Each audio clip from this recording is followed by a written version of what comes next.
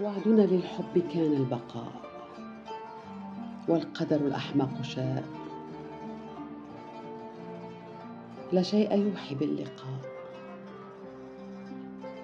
انتهينا بعزلة في زمن الشقاء. هناك بأعالي القمم أتفيأ ظل شجرة الزيتون لدرء العواصف الهوجاء، وعلى رصيف الانتظار أملا بلحظة اللقاء. أنا الياسمينة العطشة تنتظر الغيث يرويها بلهفة مجنونة ليهدأ روع الاشتياق. علني أتلاشى دخانا وأطير فرحا بالهواء. أبحر بك لأصل الأعماق، أغرق حينا وأطفو للسطح حينا، ليتلاعب بي أمواجك وتلطمني بجفاء. تقذف به بعيدا عن شواطئك لأقاصي الصحراء. امنحني أجنحة لأنطلق للفضاء، أبتعد عن عالم الأنام والهراء، وعانق النجوم بالسماء وأراقص القمر بليلة ظلماء.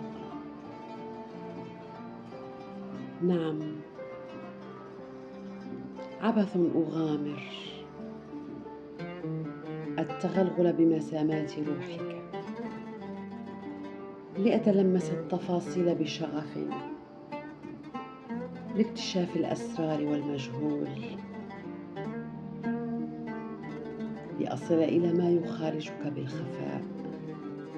هي الروح والعقل. تريد الرحيل بعيدا عن ضجيج الكون والبشر، الرحيل لكون آخر هادئ الأرجاء. لا شيء، لا أحد يعكر صفو الأماني. الصمت يعم الأنحاء،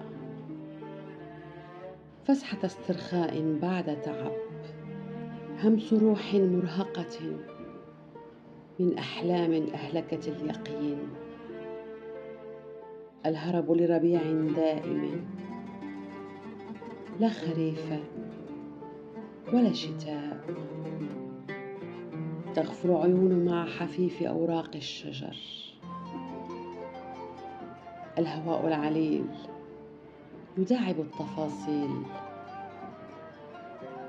بعزلة هادئة وصفاء للروح. اسمح لي أوقظ المعاني بين حروف القصيدة لتخبرك ما كان من غابر الأيام، وما هو الآن من شجن سيمفونية تعزف على أوتار الغرام. الشوق يتغلغل ويخترق الأعماق. سأحدث العشاق يوما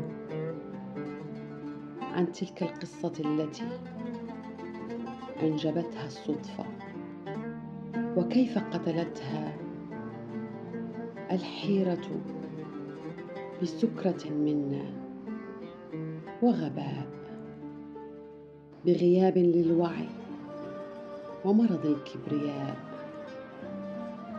ترفع عما تريده الروح، واغتيل ذاك العشق دون إدراك، وأخيرا بسخف وبرود دم ينتهي كل شيء، وكأنها لعنة حاقدة